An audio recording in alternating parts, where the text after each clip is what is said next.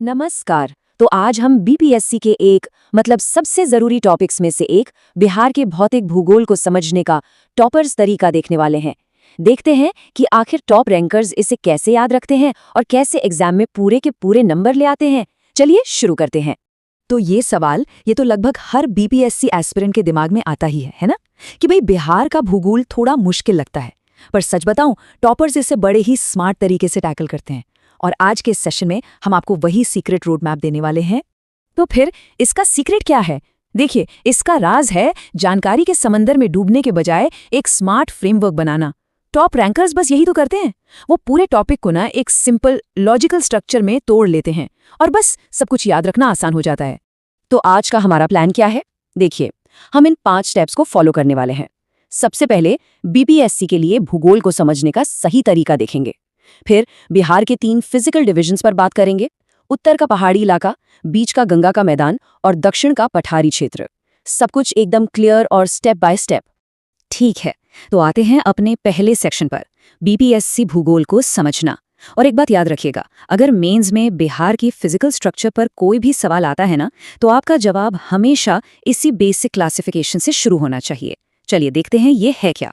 जरा ध्यान से देखिए, ये जो स्लाइड है ना, ये सीधे किताब से ली गई है। इसमें साफ साफ लिखा है कि उच्चावच के आधार पर, अब ये उच्चावच क्या है? सिंपल भाषा में जमीन की बनावट और उसकी ऊंचाई नीचाई। तो इसके बेसिस पर बिहार को 3 हिस्सों में बांटा गया है। बस आपके हर जवाब की फाउंडेशन यही 3 पॉइंट्स हैं। तो चलिए अब आते हैं सेक्शन 2 पर, बिहार के वो 3 फिजिकल डिविजन्स। हम एक सफर पर चलेंगे उत्तर से दक्षिण की तरफ, और देखते देखते हमारे दिमाग में एक पूरा मेंटल मैप तैयार हो जाएगा। अच्छा, एक एक करके इन इलाकों को देखने से पहले एक नजर पूरे बिहार पर डाल लेते हैं। ये रहा अपने सामने जिलों का नक्शा। देखिए, ऊपर उत्तर में नेपाल, नीचे दक्षिण में झारखंड, पूर्व में वेस्ट बंगाल और पश्चिम में उत्तर प्रदेश। ये मैप दिमाग में रखने से हमें हर चीज को सही जगह पे रखने में बहुत मदद मिलेगी। तो शुरू करते हैं सेक्शन 3 से, उत्तरी पर्वतीय क्षेत्र। अब जैसा कि नाम से ही पता चल रहा है, ये हिमालय की तलहटी वाला इलाका है। बिहार के बिल्कुल नॉर्थ में, नेपाल बॉर्डर से एकदम सटा हुआ। अब जरा इस मैप पर फोकस कीजिए। देखिए, ये जो पहाड़ी इलाका है ना, ये लगभग सिर्फ एक ही जिले में है, नॉर्थ वेस्ट में पश्चिम चंपारण। इस इमेज को दिमाग में बैठा लीजिए, फिर कभी नहीं भूलेंगे। ठीक है, अब कुछ जरूरी फैक्ट्स देख लेते हैं जो प्रीलिम्स के लिए बहुत इंपॉर्टेंट है। ये एरिया शिवालिक रेंज का ही एक हिस्सा है, और इसका एरिया, इसको तो याद ही कर लीजिए, 586 स्क्वायर किलोमीटर। ये एक डायरेक्ट फैक्ट बेस्ड सवाल बन सकता है। और अगर हम पूरे बिहार के एरिया से कंपेयर करें तो ये कितना है? सोचिए, सिर्फ 0.06%, मतलब 1% से भी काफी कम। यह आंकड़ा दिखाता है कि ये इलाका कितना छोटा है, पर हाँ, रणनीतिक तौर पर यह बहुत अहम है। आज चलते हैं सेक्शन 4 पर, मध्य गंगा का मैदान। और सच कहूं तो यही है बिहार का असली दिल, इसकी धड़कन। राज्य का पूरा भूगोल, पूरी इकोनॉमी, सब कुछ इसी के इर्द गिर्द घूमता है। जरा इस मैप पर नजर दौड़ाइए। दिख रहे हैं कितना बड़ा इलाका है ये मैदानों का? गंगा नदी ठीक इसके बीच से बहती है, और आप देखेंगे कि बिहार के जितने भी बड़े जिले और शहर है ना, वो सब इसी उपजाऊ पट्टी में बसे हुए हैं। ऑफिशियली इसे बिहार का विशाल मैदान कहते हैं, और ये बना है जलोढ़ मिट्टी से, मतलब वो मिट्टी जो गंगा और उसकी सहायक नदियां अपने साथ बहा कर लाती हैं, जो इसे बहुत ज्यादा उपजाऊ बना देती है। और इसका एरिया देखिए, 90,650 स्क्वायर किलोमीटर्स। यही तो है बिहार की एग्रीकल्चर की रीढ़ की हड्डी। और ये नंबर जरा ध्यान से सुनिए, 96.26%, 96.26%। ये बिहार के भूगोल का सबसे इंपॉर्टेंट स्टैटिस्टिक है। अकेला ये एक नंबर ये साबित कर देता है कि बिहार असल में एक मैदानी राज्य है। अगर आपको पूरे टॉपिक में से सिर्फ एक चीज याद रखनी हो, तो वो यही नंबर होना चाहिए। ठीक है, तो अब हम पहुंच गए हैं अपने आखिरी सेक्शन पर, दक्षिणी पठारी क्षेत्र। ये पेनिनसुला प्लेटो का ही एक हिस्सा है, और यहाँ की जो चट्टानें हैं ना, वो बहुत ही पुरानी, बहुत प्राचीन है। मैप पर अगर देखें तो ये इलाका बिहार की दक्षिणी सीमा पर झारखंड से लगती हुई एक पतली सी पट्टी जैसा है। जिले कौन कौन से हैं इसमें? देखिए, कैमूर, रोहतास, गया, जमुई और बांका, ये सब इसी रीजन में आते हैं। अब इसके भी कुछ की फैक्ट्स देख लेते हैं। ये एक मार्जिनल प्लेटो एरिया है। इसका एरिया है 2927 स्क्वायर किलोमीटर। हाँ, ये आंकड़ा भी प्रीलिम्स के लिए इंपॉर्टेंट हो सकता है, तो इससे भी नोट कर लीजिएगा। और परसेंटेज में देखें तो ये है बिहार के टोटल एरिया का 3.86%। तो अब हमारे पास तीनों इलाकों के आंकड़े आ गए हैं। ये स्लाइड ये तो क्विक रिवीजन के लिए परफेक्ट है। एक ही जगह पर तीनों रीजन्स का कंपैरिजन, उनका एरिया और टोटल एरिया का परसेंटेज। और एक टॉपर टिप दूं, मेंस के आंसर में अगर आप ऐसी टेबल बना देंगे ना तो आपको एक्स्ट्रा मार्क्स मिलने पक्के हैं। और ये जो डोनट चार्ट है ये तो पूरी कहानी 1 सेकंड में बता देता है। देखिए, नंबर्स को याद रखने का सबसे अच्छा तरीका होता है उन्हें विजुलाइज करना। और ये चार्ट साफ साफ दिखा रहा है कि बिहार की ज्योग्राफी पर उसके विशाल मैदानों का कितना जबरदस्त दबदबा है। तो इस पूरी डिस्कशन का निचोड़ क्या निकला? ये एक लाइन ये सब कुछ समराइज कर देती है। आप इस एनालिटिकल स्टेटमेंट को अपने मेंस के आंसर में कंक्लूजन की तरह इस्तेमाल कर सकते हैं। यकीन मानिए, एग्जामिनर पर इसका बहुत ही अच्छा इंप्रेशन पड़ेगा। और अब जाते जाते एक आखिरी सवाल, सोचिएगा जरूर। अगर बिहार का 96% से ज्यादा हिस्सा सिर्फ मैदान है, तो फिर एक टॉपर के लिए बाकी के 4% पर मास्टर करना इतना जरूरी क्यों है? भाई क्यों करें इतनी मेहनत? क्योंकि असली फर्क टॉपर और एक एवरेज एस्पिरेंट में यहीं पता चलता है। ये जो 4% का इलाका है ना, यही तो जुड़ा है बिहार के मिनरल्स से, इसकी बायोडाइवर्सिटी से, इसकी इकोनॉमी से। एक टॉपर बस इन कनेक्शंस को समझता है। तो इस पर जरूर सोचिएगा। देखिए, आज हम लोग ज्योग्राफी का एक ऐसा टॉपिक उठाने वाले हैं जिससे प्रीलिम्स और मेंस दोनों में सवाल आते ही आते हैं। और हम इसे देखेंगे कैसे? बिल्कुल एक टॉप रैंकर की तरह। तो चलिए शुरू करते हैं। तो आज का हमारा रोड मैप क्या है? हम 4 हिस्सों में बात करेंगे। और ये जो स्ट्रक्चर है ना, ये सिर्फ टॉपिक समझने के लिए नहीं है। यही स्ट्रक्चर आपको मेंस में एक बेहतरीन जवाब लिखने में भी मदद करेगा। अच्छा, कोई भी टॉपर अपनी तैयारी कैसे शुरू करता है? बिल्कुल सही, मैप से।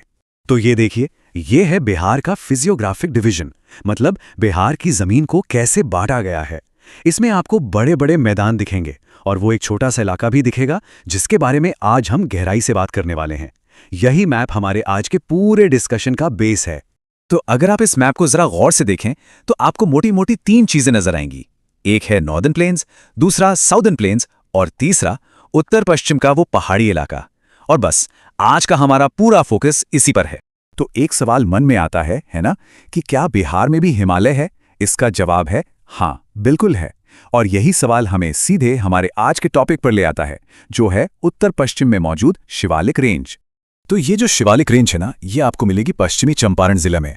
और यही वो हिस्सा है जो बिहार को सीधे हिमालयन सिस्टम से जोड़ता है।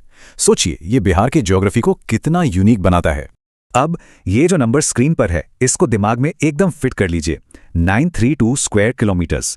मैं फिर से कह रहा हूं, ये प्रीलिम्स के लिए एक मस्ट रिमेंबर फैक्ट है। बिहार में शिवालिक रेंज का कुल एरिया बस इतना ही है। अच्छा, शिवालिक को हम कहते हैं टर्शियरी फोल्ड माउंटेन।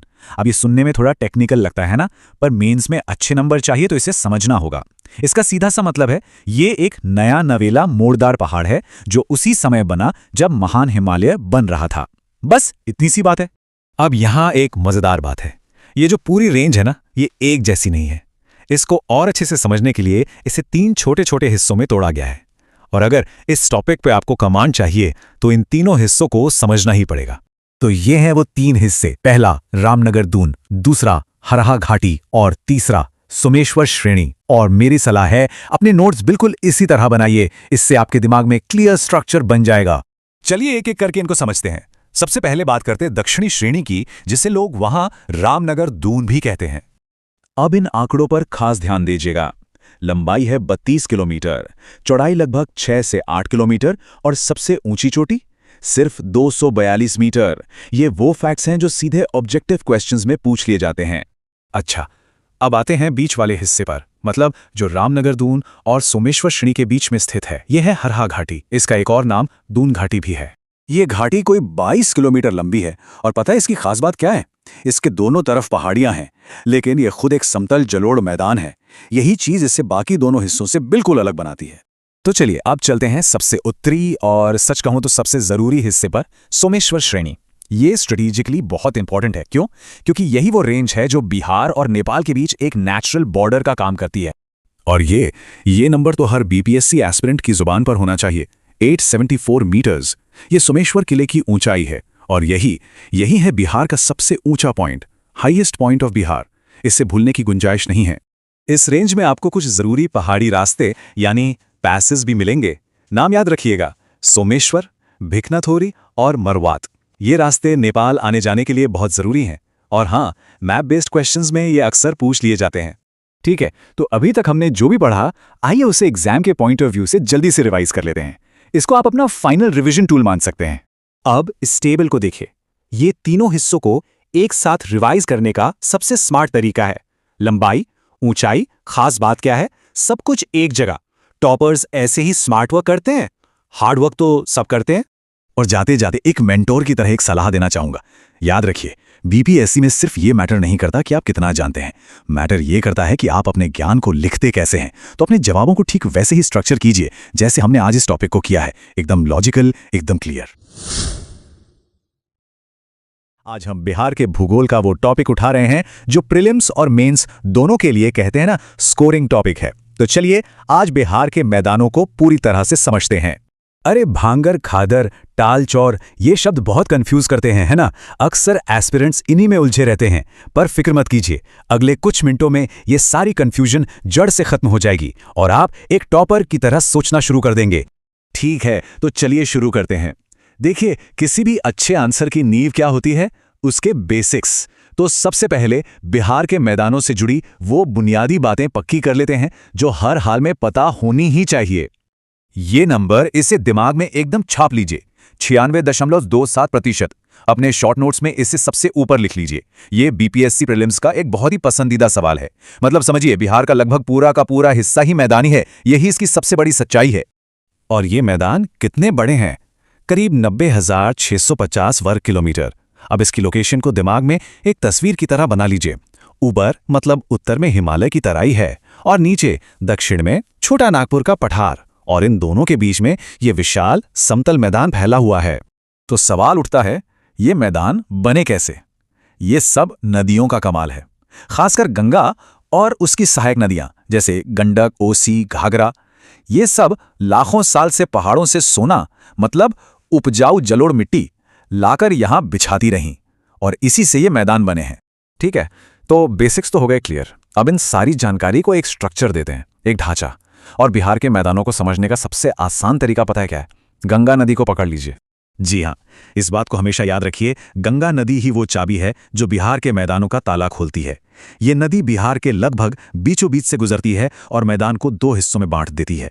यही है हमारी मेन डिवाइडिंग लाइन। तो ये दो हिस्से कौन से हैं? गंगा के उत्तर में है नॉर्दर्न प्लेन यानी उत्तरी मैदान, और गंगा के दक्षिण में है सदर्न प्लेन यानी दक्षिणी मैदान। नॉर्दर्न प्लेन ज्यादा बड़ा है, लगभग 57,000 वर्ग किलोमीटर का। और सदर्न प्लेन की पहचान क्या है? इसकी खासियत है इसके टाल क्षेत्र, जो बारिश के मौसम में पानी से भर जाते हैं। चलिए अब थोड़ा और जूम इन करते हैं, खासकर उत्तरी मैदान पर। देखिए, मेंस के लिए जो एनालिटिकल क्वेश्चंस बनते हैं ना, वो यहीं से निकलते हैं। तो अब ध्यान एकदम स्क्रीन पर होना चाहिए। तो इस उत्तरी मैदान को भी हम 4 हिस्सों में बांटकर पढ़ेंगे। कौन कौन से? पहला भाबर या तराई क्षेत्र, फिर भांगर, उसके बाद खादर, और चौथा है चौर और मन वाला इलाका। ये 4 नाम, ये क्लासिफिकेशन आपके दिमाग में एकदम सेट हो जाना चाहिए। और इन चारों में से 2 नाम ऐसे हैं जो बीपीएससी को बहुत पसंद हैं, भांगर और खादर। मैं अपने अनुभव से बता रहा हूं, इनके बीच का अंतर समझ लिया तो समझो कुछ नंबर तो पक्के हो गए। तो चलिए इस कंफ्यूजन को आज हमेशा के लिए खत्म करते हैं। अच्छा, अब स्क्रीन पे देखिए, बहुत सिंपल है। भांगर मतलब पुराना जलोढ़। ये वो जमीन है जो थोड़ी ऊंची है। अब यहां नदी की बाढ़ का पानी नहीं आता, तो मिट्टी पुरानी हो गई, कम उपजाऊ है। और खादर, खादर मतलब नया जलोढ़। ये नीचा इलाका है, तो हर साल बाढ़ आती है और मिट्टी की नई परत बिछा जाती है, इसीलिए ये सुपर फर्टाइल होता है। तो बस क्या याद रखना है? भांगर यानी पुराना और ऊंचा, खादर यानी नया और नीचा, बस। अब आते हैं उन कीवर्ड्स पर जो आपके आंसर में 4 चांद लगा देंगे। ये वो शब्द हैं जिन्हें एग्जामिनर ढूंढता है, और ये मिल गए तो नंबर भी ज्यादा मिलते हैं। पहला शब्द है टाल। एक बात गांठ बांध लीजिए, टाल शब्द हमेशा दक्षिणी मैदान के साथ जुड़ेगा। गंगा के दक्षिण में ये कटोरी जैसे गड्ढे हैं जो बारिश में पानी से लबालब भर जाते हैं। तो फिर चौर क्या है? देखिए, चौर भी टाल जैसा ही है, पानी वाला निचला इलाका। लेकिन सबसे बड़ा अंतर क्या है? चौर मिलता है उत्तरी मैदान में। यही तो गेम है, टाल दक्षिण में, चौर उत्तर में, सिंपल। और तीसरा कीवर्ड है मन। अच्छा, कभी सांप को चलते देखा है? बल खाता हुआ। वैसे ही उत्तरी बिहार की नदियां भी चलती हैं, और जब अपना रास्ता बदलती हैं तो पीछे एक यू शेप की झील छोड़ जाती हैं, जिसे ऑक्सबो लेक कहते हैं। बस बिहार में इसी को मन कहते हैं। सिर्फ परिभाषा से काम नहीं चलेगा। टॉपर का आंसर वो होता है जिसमें एग्जाम्पल्स हों। तो ये कुछ नाम नोट कर लीजिए, जैसे पश्चिम चंपारण का लखनी चौर या पूर्वी चंपारण का तेतेरिया मन। जब आप आंसर में ये नाम लिखते हैं ना, तो एग्जामिनर को लगता है कि हाँ, इसने सच में पढ़ाई की है। चलिए अब फटाफट एक क्विक रिवीजन कर लेते हैं। जो भी पढ़ा उसे दिमाग में फिट कर लेते हैं। ये आपका लास्ट मिनट वाला ब्रह्मास्त्र है। तो इस पूरे डिस्कशन का सार क्या निकला, वो कौन सी बातें हैं जो भूलनी ही नहीं है, आइए देखते हैं। ये रही आपकी चीट शीट, चाहें तो इसका स्क्रीनशॉट ले लें। बस ये 4 बातें याद रखनी हैं। पहला 96.27%। दूसरा, गंगा नदी बीच की लाइन है। तीसरा, भांगर मतलब पुराना ऊंचा, खादर मतलब नया नीचा। और चौथा, टाल दक्षिण में है और चौर और मन उत्तर में। हो गया पूरा टॉपिक रिवाइज। और जाते जाते एक मेंस लेवल का सवाल। सोचिए जरा, अगर बिहार की कृषि अर्थव्यवस्था पर लिखने को आए तो खादर की जबरदस्त उपजाऊ जमीन और टाल में होने वाली दालों की खेती का जिक्र कैसे करेंगे? इन दोनों को कैसे लिंक करेंगे? इस पर सोचिएगा जरूर। यही सोच आपको टॉपर बनाए। सदर्न बिहार की ज्योग्राफी बीपीएससी की तैयारी करने वालों के लिए अक्सर एक मुश्किल टॉपिक बन जाती है। पर सोचिए, अगर आप इसे एक टॉप रैंकर की नजर से देख पाएं तो चलिए आज इसे इस तरह से समझते हैं कि ये टॉपिक आपकी उंगलियों पर हो। अगर बिहार के मैदानों और पठारों के बारे में पढ़ते पढ़ते सिर चकरा जाता है तो फिक्र मत कीजिए, ऐसा सबके साथ होता है। ये एक कॉमन प्रॉब्लम है और आज हम इसी उलझन को सुलझाने वाले हैं। तो ठीक है, अब वक्त है इस टॉपिक पर मास्टरी करने का। हम एक ऐसी स्ट्रेटजी अपनाएंगे जो इन सारे कॉम्प्लेक्स डिटेल्स को एक मेंटल मैप में बदल देगी, जिसे एग्जाम के दिन याद करना एकदम आसान होगा। आज का हमारा रोड मैप क्या है? हम सदर्न बिहार की ज्योग्राफी को 4 आसान हिस्सों में समझेंगे। पहले बिग पिक्चर देखेंगे, फिर मैदानों और पठारों में डीप डाइव करेंगे और आखिर में एक टॉप रैंकर फैक्ट शीट से रिवाइज करेंगे ताकि सारे की फैक्ट्स दिमाग में बैठ जाएं। देखिए, किसी भी मुश्किल टॉपिक को समझने का सबसे सही तरीका है कि पहले उसकी बेसिक फाउंडेशन को पकड़ें। तो चलिए सदर्न बिहार की ज्योग्राफी को पहले एक हाई लेवल व्यू से समझते हैं। यहां देखिए, पूरे सदर्न बिहार की ज्योग्राफी असल में सिर्फ इन 2 हिस्सों में बटी हुई है। एक तरफ है उपजाऊ मैदान जिन्हें नदियों ने बनाया है और दूसरी तरफ है पुराने चट्टानी पठार। बस इस एक फर्क को समझ लिया तो समझिए पूरा टॉपिक खुल जाएगा। तो अब जब बिग पिक्चर क्लियर हो गया है तो चलिए पहले हिस्से पर जूम इन करते हैं। ये विशाल जलोढ़ मैदान, ये बिहार की खेती बाड़ी का गढ़ है और इसकी कुछ खास बातें हैं जो हमें जरूर जाननी चाहिए। इस नंबर को अपने दिमाग में बैठा लीजिए, 33670 स्क्वायर किलोमीटर्स। ये दक्षिणी मैदान का कुल एरिया है और प्रीलिम्स का एक क्लासिक सवाल है जो बार बार पूछा जा सकता है। अब समझने में आसानी हो इसलिए इस पूरे मैदान को हम 3 हिस्सों में बांट सकते हैं। पश्चिम में है सोन गंगा दोआब, जिसे भोजपुर का मैदान भी कहते हैं। बीच में है मगध का मैदान जो सोन और क्यूल नदियों के बीच में है। और पूरब में है अंग का मैदान जो क्यूल नदी से लेकर राजमहल की पहाड़ियों तक फैला है। तो सवाल यह है कि ये मैदान बने कैसे? इसका पूरा श्रेय उन नदियों को जाता है जो दक्षिण में छोटा नागपुर पठार से निकलकर उत्तर की ओर बहती हैं और अपने साथ लाई हुई जलोढ़ मिट्टी यानी एलुवियल सोइल को यहां जमा कर देती हैं। इसी वजह से ये इलाका इतना उपजाऊ है। ये बीपीएससी मेंस के लिए एक बहुत ही इंपॉर्टेंट कॉन्सेप्ट है टाल क्षेत्र। इसे ऐसे समझिए कि नदियां बहते हुए अपने किनारों पर प्राकृतिक बांध यानी नेचुरल एम्बैंकमेंट्स बना देती हैं और उनके पीछे ये निचला इलाका रह जाता है जो मॉनसून में एक बड़ी झील जैसा बन जाता है। ये पटना से मोकामा तक फैला हुआ है। ठीक है, तो चलिए अब मैदानों से हटकर सदर्न बिहार के दूसरे बड़े ज्योग्राफिकल एरिया की तरफ चलते हैं, दक्षिणी सीमांत पठार। ये इलाका पुरानी चट्टानों और पहाड़ियों का है। ये टेबल बहुत जरूरी है क्योंकि यहां से सीधे सवाल बनते हैं। देखिए, पश्चिम में है कैमूर का पठार जो विंध्याचल रेंज का हिस्सा है और बलुआ पत्थर से बना हुआ है। वहीं पूरब में है खड़गपुर की पहाड़ियां जो छोटा नागपुर पठार का हिस्सा हैं और ग्रेनाइट से बनी है। एरिया लगभग बराबर है लेकिन उनकी बनावट और उत्पत्ति दोनों बिल्कुल अलग हैं। इन 2 बड़े पठारों के अलावा कुछ और पहाड़ियां भी हैं जिनसे डायरेक्ट एमसीक्यूज आ सकते हैं, जैसे बिहार शरीफ की पीर पहाड़ी, जहानाबाद की ऐतिहासिक बराबर पहाड़ियां और राजगीर की मशहूर गृध्रकूट चोटी। इनकी लोकेशन और हाइट जानना बहुत जरूरी है। चलिए, अब तक हमने जो भी पढ़ा है अब बारी है ये पक्का करने की कि वो सब दिमाग में बैठ जाएं। ये है हमारा रैपिड फायर रिवीजन राउंड जहां हम सबसे इंपॉर्टेंट नंबर्स और फैक्ट्स पर फोकस करेंगे। पहला नंबर 446 मीटर्स।